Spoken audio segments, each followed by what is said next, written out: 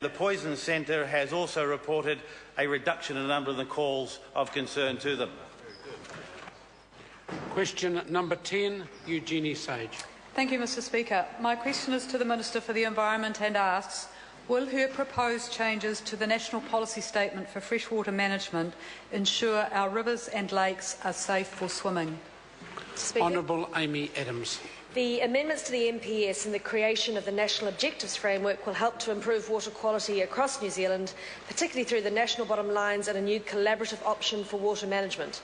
Many of the attributes to meet bottom lines will be attributes that also improve water towards being suitable for swimming.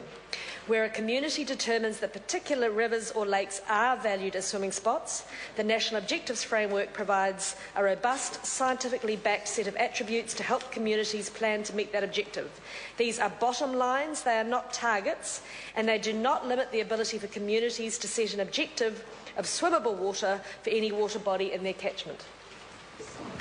Supplementary question, Eugenie Sage. So to be clear, is the Minister saying that the proposed changes to the National Policy Statement won't actually ensure that New Zealanders can safely swim in our rivers?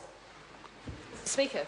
Honourable Amy Adams. Mr Speaker, the amendments are very clear that they set nationally required bottom lines for ecosystem health and secondary contact for human health. If communities wish to also add requirements to manage those water bodies for swimming, they are absolutely able to do so. That is a choice for their communities, and if they do, the National Objectives Framework provides a robust set of measurable criteria that they should use to work towards that goal. Supplementary question, Eugenie Sage. When does she expect that the 61% of monitored river sites which are unsafe for swimming to be clean enough to swim in, given that her proposed changes to the National Policy Statement don't make it mandatory for councils to set standards for swimmability? Honourable Amy Adams. Mr Speaker, the first point I would make is that member continues to misquote that sample. It has never talked about the percentage of rivers in New Zealand. It only talks about the ones that are monitored. It is not representative, and it does not suggest that that 62% is unsafe for swimming. Order. I apologise to the member. Point of order. Eugenie Sage. I said, when does she expect the 61% of monitored river sites? Order. I didn't say 61%. And I've heard enough from the member. The Minister was responding to that, saying she disagreed with the way the member had phrased her question. She has every right to do that in her answer. Does the Minister wish to continue with her answer?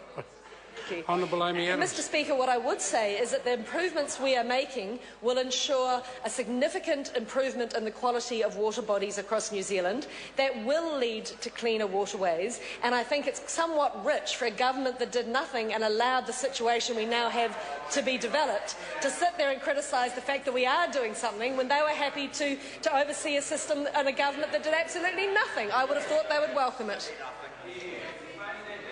Order. Supplementary question, Eugenie Sage.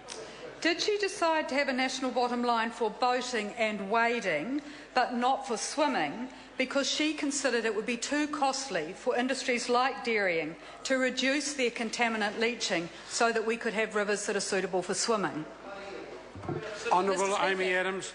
Mr Speaker, the first point I would make is that the recommendation to have bottom lines for ecosystem health and secondary contact for human health are the recommendations of the Land and Water Forum. They are not my recommendations or my decisions.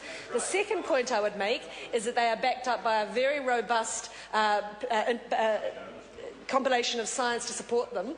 And finally, Mr Speaker, I would make the very clear point that these indicators we're rolling out are currently out for discussion. That is the point of a discussion document. We are now consulting with the public on the framework we have developed based on the Land and Water Forum, and I encourage people to put in their views on those. Supplementary question, Mika Whakari. Tēnā koe, Mr Speaker. Tēnā tātou e te whānau nei. To the Minister of Environment, I ask, why, given the advice of, quote, 60 of New Zealand's top scientists, unquote, and having received the Land and Water Forum's third report some 12 months ago, is she unable to come up with comprehensive minimum water quality standards? Honourable Amy Adams. Well, Mr Speaker, I reject the member's assertion that we haven't come up with comprehensive standards. What I have always said is that the development of water quality standards under the National Objectives Framework is a process that will continue to develop and evolve over time. But what I'm not prepared to do is do nothing until we have every answer. My view has always been you have to start to improve water quality with all the information we do have and continue to develop it. That is a significant step forward, and as I said, it is somewhat rich for parties that did absolutely nothing and were happy to watch our water quality deteriorate to now complain that when we are taking action that they think it should be stronger. We are doing it, they did not. Question number 11, Sue Moroney. Thank you, Mr Speaker. My question is to the Minister for Social Development.